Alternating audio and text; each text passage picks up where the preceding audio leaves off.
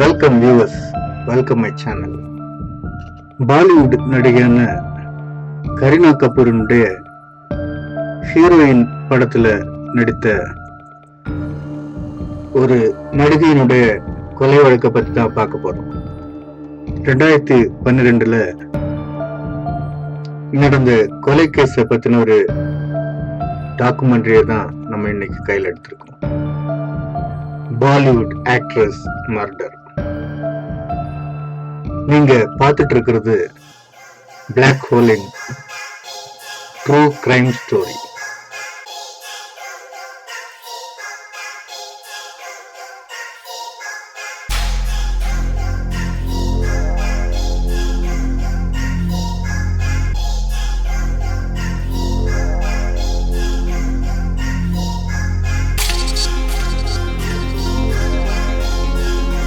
அது மார்ச் 12, 2012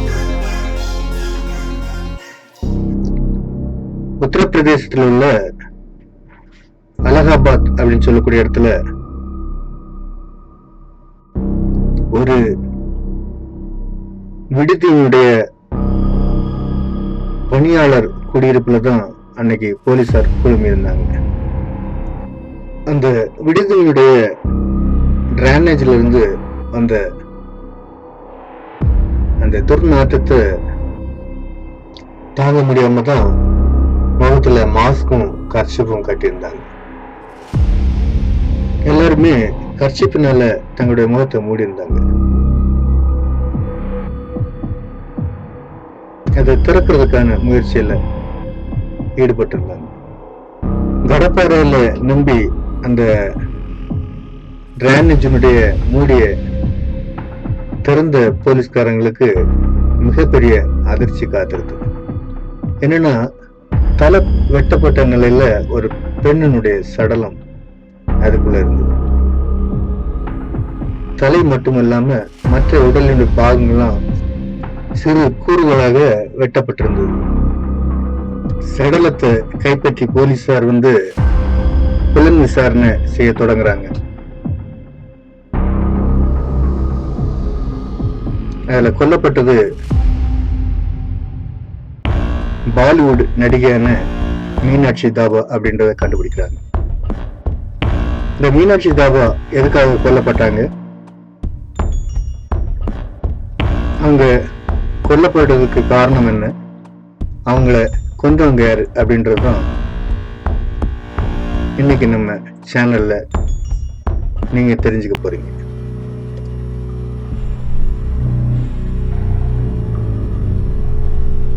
அன்னைக்கு மார்ச் 15, 2012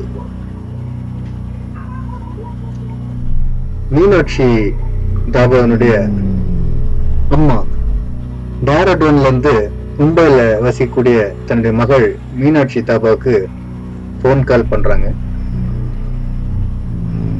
ஆனா அந்த போன் கால் அவங்க பிக்கப் பண்ணவே இல்லை. எவ்ரிடே தன்னுடைய மகளுக்கு கால் பண்றத அவங்க வழக்கமா வச்சிருந்தாங்க.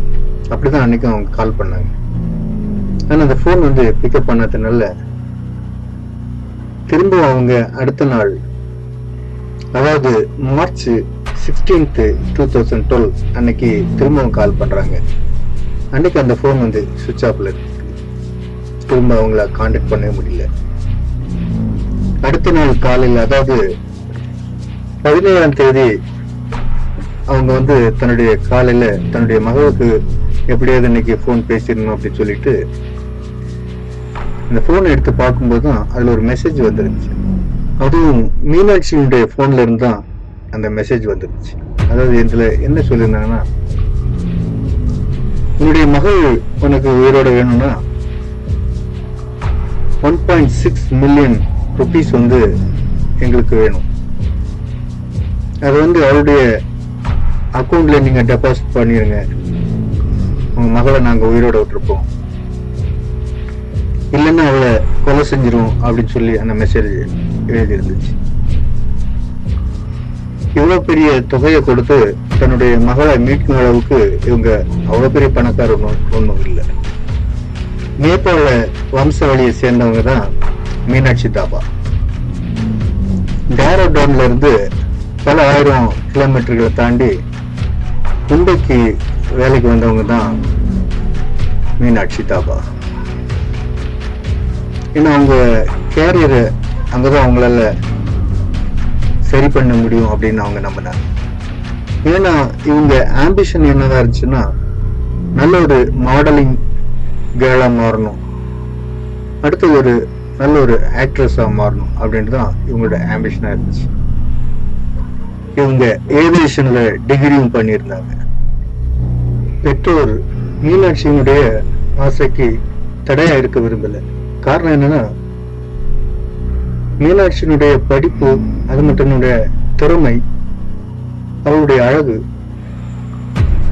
இது அவங்களுக்கு தன்னம்பிக்கை கொடுத்திருந்துச்சு. அதனால டேராடூன்ல இருந்து 1000 கிலோமீட்டர்களை தாண்டி மும்பைக்கு தன்னுடைய கேரியரை டெவலப் பண்றதுக்கு அவங்க ஒத்துழைச்சாங்க. மீனாட்சியினுடைய பெற்றோர் சென்ட்ரல் கவர்மெண்ட் சர்வெண்டா இருந்தாங்க. அவருடைய பிரதர் இந்தியன் ஆர்மில ஒர்க் பண்ணிட்டு இருந்தார். 2011 மும்பைக்கு சேர்ந்த மீனாட்சி மாடலிங் ஃபர்ஸ்ட் தேர்வு செஞ்சிருந்தாங்க. மாடலிங் இருந்துட்டு மூவிஸ்ல நடிக்கிறதுக்கு முயற்சி பண்ணிட்டு இருந்தாங்க. அந்த வாய்ப்பு அவங்களுக்கு கிடைச்சு பாலிவுட்ல 404, ஹீரோயின், சகாரா, பஹவ் போன்ற சில படங்கள்ல சிறிய வேடங்கள்ல நடிக்கிறதுக்கு அவங்களுக்கு வாய்ப்பு கிடைச்சு. இந்த சம்பவம் நடக்கும்போது கரீனா கபூர், அப்புறம் அர்ஜுன் ராம்பால் அவங்க நடிச்சிட்டு இருந்த மதுர் பண்டார்கரினுடைய ஹீரோயின் அப்படின்னு சொல்லக்கூடிய படத்தினுடைய செட்ல தான் இவங்க நடிச்சிட்டு இருந்தாங்க. அப்போதான் அந்த செட்ல இருந்த ஒரு 2 ஜூனியர் ஆர்டிஸ்ட் இவங்களுக்கு பழக்கமாகறாங்க. இந்த 2 பேருக்குமே மீனாட்சி ரொம்ப நட்போடு பழக தொடங்குறாங்க. தன்னுடைய கேரியரை இம்ப்ரூவ் பண்றதுக்கு இவங்க கண்டிப்பா உதவுவாங்க அப்படின்னு இவங்க நினைக்கிறாங்க. அவங்க பேர் என்னன்னா அமித் குமார் ஜஸ்வால், அவருடைய காதலி பிரீத்தி சுரி. இப்படி இவங்க 2 பேர் தான் இவங்கிட்ட ரொம்ப அன்பா பழக தொடங்க.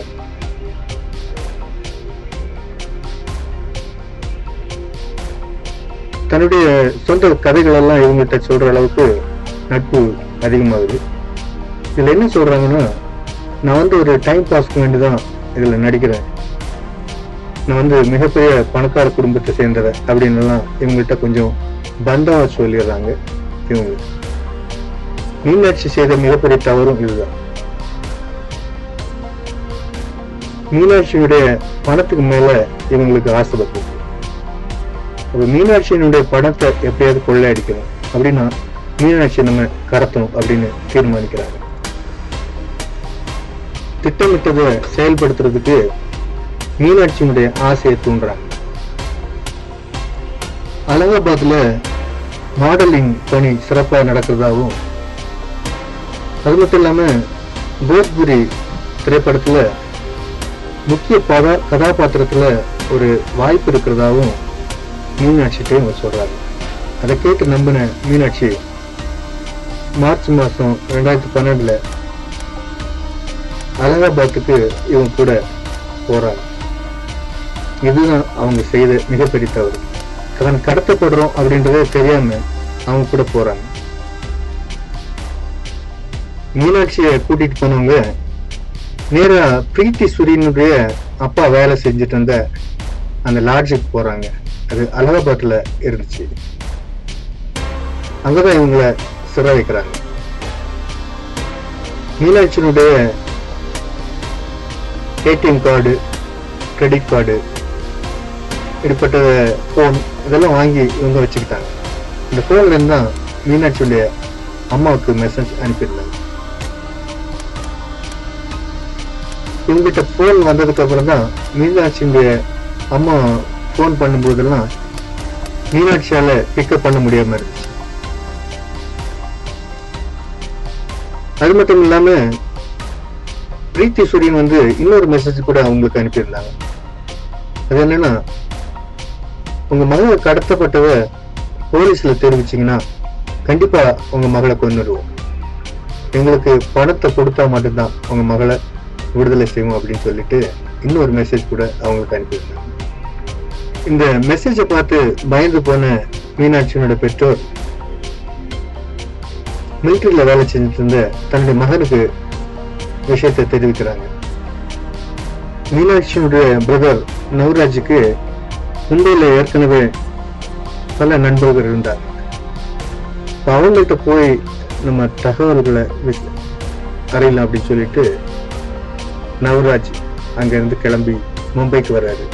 இந்த சமயங்களை வந்து கடத்தல்காரங்க பணம் கேட்டு பல மெசேஜ்களை அனுப்பிக்கிட்டே இருந்தாங்க. மீனாட்சியை மீட்கும்படியாட்டு கடத்தல்காரர்களுக்கு 60,000 ரூபாய மீனாட்சியினுடைய பெற்றோர் வந்து அனுப்பி வச்சிருந்தாங்க. அப்பவும் கடத்தல்காரர்கள் அவளை விடவே இல்லை. மீனாட்சியினுடைய பிரதர் நேரா மும்பையில மீனாட்சி தங்கியிருந்த அந்த அறையை போய் பார்க்கிறாரு. அவருக்கு அங்க எந்த ஒரு துப்புமே கிடைக்கல. நேரா அவருடைய நண்பர்கள் வட்டாரத்தெல்லாம் தேடி கண்டுபிடிச்சு அவங்கள விசாரிக்கிறாரு. அப்பதான் மீனாட்சியுடைய இன்னொரு நண்பரை மீட் பண்றாரு. அவர் பேரு அலக் வர்மன். இவர்கிட்ட விசாரிக்கும் போதுதான் அமித் ஜஸ்வால் கூடயும் பிரீத்தி சூரியன் கூடயும் கடைசியா பார்த்தது சொல்றாரு. இவங்க 2 பேரும் நேரா அம்பாலி போலீஸ் ஸ்டேஷன்ல போய் கம்ப்ளைண்ட் பண்றாங்க. அதுக்கப்புறம் தான் போலீஸ் விசாரணையை தொடங்குறாங்க. காய் மிஸ்ஸிங் கேஸ் அப்படின்னு சொல்லி அந்த கேஸ்ல புலன் விசாரணை தொடங்குறாங்க. போலீஸ் விசாரணையில இவங்க 3 பேரும் அலகாபாத் போனதா கண்டுபிடிக்கிறாங்க. நேரா பிரீத்தி சூரியனுடைய வீடு இருந்த அந்த லாட்ஜினுடைய பணியாளர் குடியிருப்புல போய் விசாரணையை தொடங்குறாங்க. பிரீத்தி சூரியனுடைய தந்தையை விசாரிக்கும் போது தன்னுடைய மகள் அப்புறம் அவருடைய காதலன் கூட இன்னொரு பெண் இருந்ததை அவர் ஒத்துக்கொள்கிறார். அப்ப மீனாட்சி அங்க வந்தது ப்ரூஃப் ஆயிடுச்சு. அங்க வந்த மீனாட்சி அதுக்கப்புறம் எங்க போனாங்க அப்படின்றத போலீசாரால கண்டுபிடிக்கவும் முடியல. ஒரு மாசமாவே அதை தேட தொடங்குறாங்க. இருந்தாலும் அவங்கள பிடிக்கவே முடியல. ஏப்ரல் 14, 2012 போலீஸ்க்கு ஒரு க்ளூ கிடைக்குது. அதாவது மீனாட்சியுடைய போன் சுவிட்ச் ஆன் ஆகுது.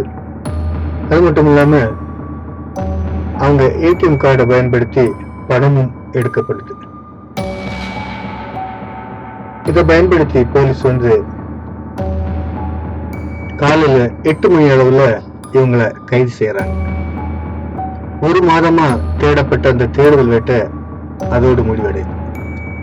பிடிப்பட்ட அமித் ஜஸ்வால் வந்து புதிய ஒரு கதையை போலீஸ்ட சொல்றாரு. அதாவது என்னன்னா, மீனாட்சி தன்னுடைய பாய் ஃப்ரெண்டு கூட அலகாபாத் போயிட்டாங்க. அவங்களுடைய ஏடிஎம் கார்டு அப்புறம் கிரெடிட் கார்டு போன் எல்லாம் என்கிட்ட கொடுத்துட்டு போயிட்டாங்க அப்படின்னு சொல்லி புதிய ஒரு கதை விடுறாரு. பிரீத்தி சூரியன்ட்டு கொஞ்சம் ப்ரெஷர் கொடுத்து விசாரணை தொடங்கணும்னு அவங்க எல்லாத்தையும் சொல்லிடுறாங்க. உடனே போலீஸ் இவங்களை கூட்டிட்டு அலகாபாத் போறாங்க. அது ஒரு பாழடைந்த பங்களா.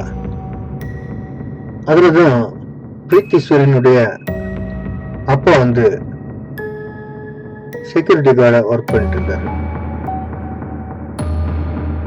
அங்க யாருமே தங்கினதாட்டு அடையாளமே இல்லை. அந்த இடத்துலதான்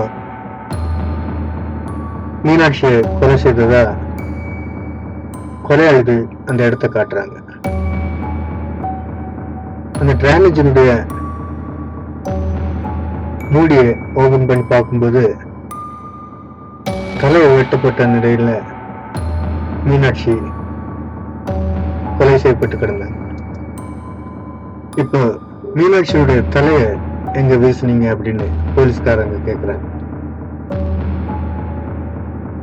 இப்ப இவங்க என்ன சொல்றாங்கன்னா, நாங்க பஸ்ல போயிட்டு இருக்கும்போது போற வழியிலே தூக்கி எறிஞ்சிட்டோம், பிளேஸ் கரெக்டா தெரியாது அப்படின்றாங்க. இப்போ வாரணாசி போற வழியில ஒரு 3 hours பக்கம் டிராவல் பண்ணி அந்த தலைய முட்செடிகளுக்கு உள்ள இருந்து கண்டுபிடிக்கிறாங்க போலீஸ்காரங்க. போலீஸ் விசாரணையில அவங்க என்ன சொன்னாங்கன்னா, மீனாட்சியுடைய பணத்தை கொள்ளடிக்க தான் நாங்க அவங்களை கடத்தணும். அவங்க எங்கிட்ட நான் ஒரு ரிச் கேர்ள் அப்படின்னு சொல்லியிருந்தாங்க. அந்த பணத்துக்கு ஆசைப்பட்டு தான் அவங்களை கடத்தணும். அந்த பணத்தை அவங்க தராத்தனால தான் நாங்க அவங்கள கொலை செய்தோம் அப்படின்னு ஒத்துக்கிட்டாங்க. இவங்க மேல ஐபிசி செக்ஷன் 302 கொலை மற்றும் 364A ஆழ்கடத்தல் அப்படின்ற பிரிவுகள்ல இவங்க குற்றவாளி அப்படின்னு தீர்ப்பளிக்கப்படுது. அரசு தரப்புல இவங்களுக்கு மரண தண்டனை விதிக்கணும் அப்படின்னு கோரிக்கை வைக்கப்படுது. நீதிபதி இவங்களுக்கு ஆயுள் தண்டனை விதித்து தீர்ப்பளிக்கிறாரு. இனி அவங்க லைஃப் டைம் ஜெயில தான் இருந்தாகும். இது மாதிரிப்பட்ட ட்ரூ கிரைம் ஸ்டோரிஸ் மற்றும் கிரைம் ஸ்டோரிஸை காண எங்க சேனலை சப்ஸ்கிரைப் பண்ணுங்க, லைக் பண்ணுங்க, ஷேர் பண்ணுங்க, கமெண்ட் பண்ணுங்க. Thank you friends.